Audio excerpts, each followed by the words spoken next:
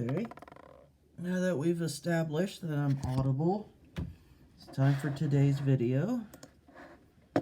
Not this blog. Not a work blog, but like a blog I wrote for myself. Wicket!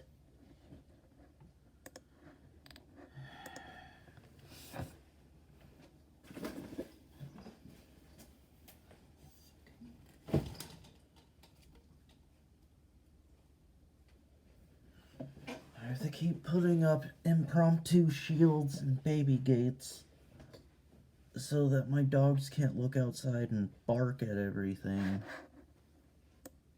I know they're really curious, but it's really frustrating sometimes. Kids, right?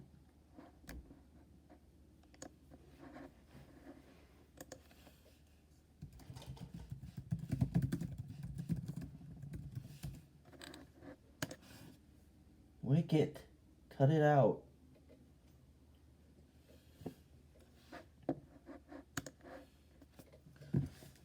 Okay, so this is the book that I forgot to talk about yesterday. Well, not so much forget to talk about as it wasn't in my hand. So, it's called The Silent Shield by Jeff Wheeler. It's another one of the King Fountain series books. I can't tell if this is book 2 or not.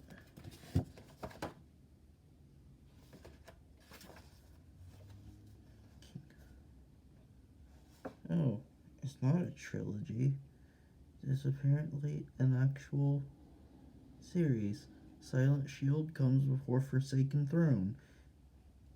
Well, I guess I'll be reading it out of order. It wouldn't be the first time, because when I first found the Dresden Files, that's what I did. Grave Peril, number 3, and Death Masks, number 5, were the first two I read. So after I finished those, I went back and found Stormfront, number 1, Full Moon, number 2, and Summer Night, number 4. And then from there on, we were off to the races. Maybe I will read this. Anyways, the real point of today's video, and before I plunge on, I just want to remind everyone that if all goes to plan, tomorrow night I'll be going live on YouTube at 7 o'clock. So it's 7 Eastern, and if you haven't seen it, go see Glamcat's Bulletin, because she breaks down how it's going to appear in different time zones across North America and in the UK. Alright, so then, an open letter to all the girls I thought I loved before. Dear everyone on Space Hay, I know that this will be hard to understand, but bear with me. Once upon a time, your boy was a lonely, low-sick nerd. He didn't understand social cues or boundary settings. In fact, it was hard for him to interpret many different interactions with others. Strange, then, that I could so easily make friends out of strangers.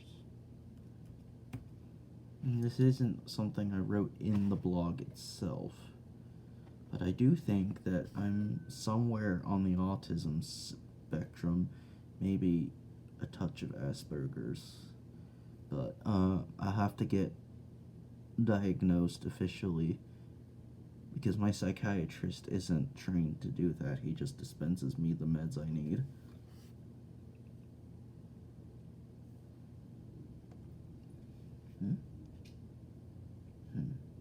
First to 11 isn't going live yet.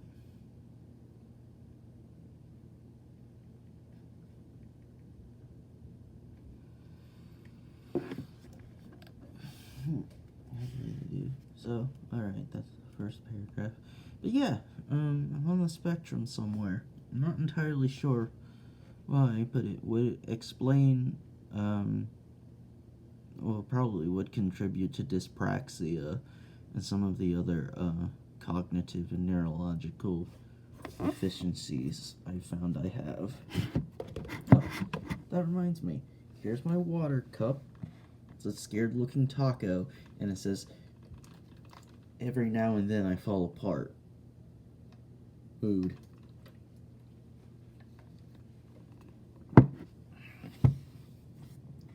Alrighty then. No matter where I go, I have an odd charisma. That was true of every school I've been to. Whoops, typo. From the time I could walk to the time I walked across the stage at Towson. At that ceremony, I was officially awarded a master's degree applicable to a language that was not even my first native tongue. Anyway, this is not about me, at least not entirely. Oh, by the way, I need to point something out. This is in my blog. But this post was inspired by one of the questions I included in a previous bulletin, one that I wrote intending it to be wholesome and uplifting. So, I think I'm flouting that because what I'm about to tell you will not be that all the way through. Are you ready to embark on a field trip with me? When we last left off, we were discussing my time in outdoor ed and my complete inability to even ask simple and polite questions of the girl I was infatuated with at the time. 7th grade, though, was a whole different ballgame. That's because of Amanda M., Cassandra and Slayers. Now, for obvious reasons, I won't disclose her full last name. She came along when I was in 7th grade. She was cute, quiet, and shy. For some reason, especially in the fullness of time, I'm not sure why I went so bonkers for her. Oh, sure, she liked me well enough as a guy she knew back in school, but that was, for the most part, all I was to her. And damn, I should have used some pomade or some Clean Freak. My hair's travesty. At the time, I thought she had the prettiest smile, and she had beautiful hair and brown eyes and pale skin, much like me. Maybe that's part of why I was so attracted to her. This situation more or less persisted until we were both in the 9th grade together, but man, that was a bit of a ride. She was nice to me, well, mostly, and me, being showed the merest trace of affection by a girl I had eyes for, meant I should start falling for her. You want to know the kicker, though? To this day, it still sticks in my mind how she once told me that she didn't like me back the same way I did like her, and that she wouldn't, all for the simple reason that you run like a duck. Like, what the fuck? What a shallow reason to dislike someone. I was awkward, sure, but weren't we all in our middle school days? Just frogs trying to leap over each other for the next lily pad in the pond, while deep down below, we're unaware that there's a bigger fish hiding in wait.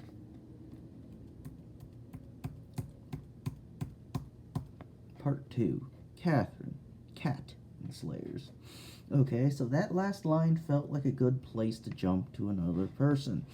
In the end, Cat also turned out to be someone who wasn't meant for me. To put it simply, she used me as a springboard to get to someone else. In this case, it was our mutual friend David, Edgar, and Slayers. I've told the story about how I strummed up the courage to actually ask her out. When she took the note and said she would think about it seemed promising at the time, I went home and blasted First Date by Blink-182 and danced to it wildly. Luckily, I was home alone at the time. Why is it so bloody cold in here? There's like a slight chilly breeze. Maybe it's the cold air coming in from the glass door, but I've been taking my cardigan off here and there throughout the day. I guess that's just how it is. So, luckily, I was home alone at the time. So yeah, that largely came and went to nothing. She said that her mom didn't want her to start dating until she was 14. We were in 8th grade at the time. But a few weeks later, I found out that she had gone out with another one of our mutual friends. Excuse me. The emotional geopolitics of middle school. That line appears in a modified form in Dragonfly. I'll read it one day soon. You think Degrassi is exaggerating? Nope. Anyways, that was a one-off before she ended up with David. Here's another bit. I made her a mix CD and showed her Anberlin's music for the first time. She swooned over Paper Thin Hymn. Of course, how could you not?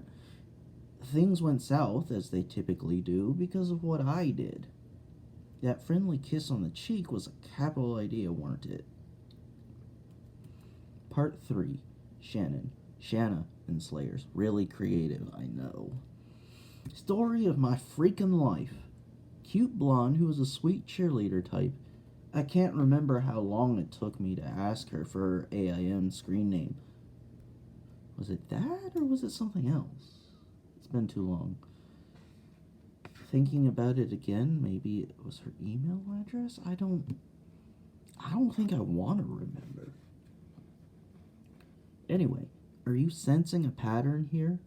We did chat on there as far as I can recall, but then again, I was just a friend. And yes, before you ask or say something, the friend zone, I know full well now, is a toxic and shitty construct invented by lonely sex-starved boys who are eternally wondering why girls wouldn't like a nice guy like them. But I was in there for the vast majority of my romance-related misadventures. It was what it was, and so it goes. I'm going to merge the 10th and 11th grade years here, which makes sense since it all boiled down to Abby and Kat. Different Kat, that is. I bonded with Abby extremely quickly, probably because we were both Asian. She was Filipino. I can't remember if she was American born or came from Manila. Again, it's been too long. But yeah, she reminded me of Manny from Degrassi, and this was about the time that I was really into Degrassi. I caught the vibe that she was into me as much as I was into her. But of course, that was wishful thinking on my part. I got it into my head that kissing her was a good move. Reality? It wasn't. From there, our bond started to dissolve. Ruined a good thing, I guess. Believe you me, that wasn't the first time. It wouldn't be the last time, either. And now as for Kat S., this little bit is directed more at me than at you. I can't hold you to blame for my folly. You thought of me as a brother, and I couldn't not think of you as a little sister. One of my proudest moments, I felt then, was sticking up for you when that one asshole was trying to hassle you at lunch. Who are you, her brother? Because yes, you did have an older brother. The both of you were half Asian, because as from what I can tell, y'all were half Japanese and half white. So, I mean, that would stand to reason that a banana like me might possibly be related to you. Oh, what are you, her brother? Because yes, you did have an older brother. I said I wasn't, but that I was her friend and still cared about her. So, from me to that dude, here is a hearty fuck off. You think that's a cute way to talk to a lady? Back then, you were a sophomore, I was a junior. We met in creative writing class. It was the first actual one I ever took, and that goes back a way long time. To kindergarten or first grade when I set my eyes on a typewriter and took to it like a wild monkey. And yet, you taught me something about myself. You did shape my musical tastes. You loved the song Hey There Delilah by the Plain White T's 2 years before it conquered the radio waves. Here's a short bit of math. You equaled a bombshell. Me, I equaled dud. Anyone know that famous drizzle and hurricane metaphor that John Green makes in Looking for Alaska? Yeah, that was what I had in mind. As I recall, you had cool piercings and you wore corsets and tight jeans and rocked it. You moved from NYC, which is probably another reason why I associated the song with you so deeply. Surprisingly, I don't think I ever encountered your actual brother. Was his name Will? Despite me making an ass out of myself, we stayed friends until the end of our high school days. You want to know how I did it? I wrote a knockoff of Hey There Delilah, changing the lyrics to make it more applicable to her, and of course, I had to throw in Will You Go Out With Me. I don't think I actually sung it because even back then my singing sounded like baby animals clubbing other baby animals. But I honestly, that's another fogged out memory. Needless to say, it didn't work. The last time I friended you on Facebook, a year or two back now, I couldn't bring myself to actually interact with you with any sort of substance. Honestly, I was motivated by nostalgia more than anything. Whatever you're up to now, I do hope you're happy. In retrospect, I'm hella surprised that I didn't model Slayer's character after you. Probably should have, considering how much you mattered to me. God knows we were closer than I was with Catherine or Amanda or Shannon. Another missed opportunity, I suppose. We could have been something much more meaningful, but I wasn't the right one for you. That's my ultimate takeaway from that experience. And now we present to you the comedy of errors that was 12th grade. Did y'all ever read An Abundance of Catherines by John Green? That was me, more or less, but in real life. Over the course of my junior and senior years, I fell in love with 3 different Katies. Only one of them ended up giving a damn about me more than a decade after we graduated from QOHS. That's always heartwarming, that someone can still care about you even though it's been an eternity since you had seen each other in person. Life gets busy though, and until today, last night, I hadn't thought about her in months, pretty much since I deactivated my Facebook. This feels like a good stopping point. For the rest of my mayhem experience throughout college and grad school, I'll lay that all out in a follow-up post. I've blathered on long enough for now.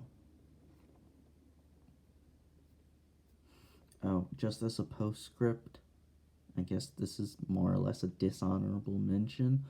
There's this one girl, Rachel. She was a really close friend of mine, and I think I fell for her way harder than any of the Katies I just mentioned. I remember, I think we had AP Psych together, and there was supposed to be the Psych wedding, which I don't understand what the purpose of that was. But, I asked her to marry me, half jokingly, and she laughed at me and said, "Dude, you didn't even get down on one knee just because I leaned over a desk and was like, please, please." So, that should have told me something. Later on, she did invite me to her baby shower for her first daughter. I was one of 2 guys there. Story I like to tell a lot, because, I mean, it's just that unusual. But yeah, for a good while there, I was just on the sidelines. Believe it or not, she did get a Slayer's character. She was tied to my buddy Alex's character there towards the end, because they were going out at the time, so it was only fair. But yeah, but then there was this whole mess between them, and there was this love triangle that got turned into a quagmire. So there's that, and I think I'm petering out, so I'm just gonna sign off now. Tomorrow, though, I think I might read The Things They Carried by, who was it?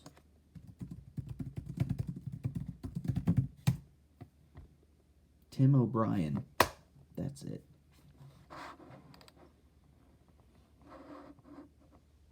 Sound good? Okay.